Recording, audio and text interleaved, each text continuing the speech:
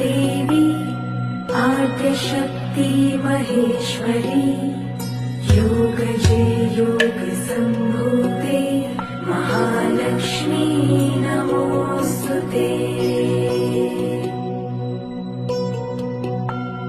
स्थूलसूक्ष्म महारौद्रे महाशक्ति महोदरे महापापहरे देवी महालक्ष्मी नमोऽस्तुते।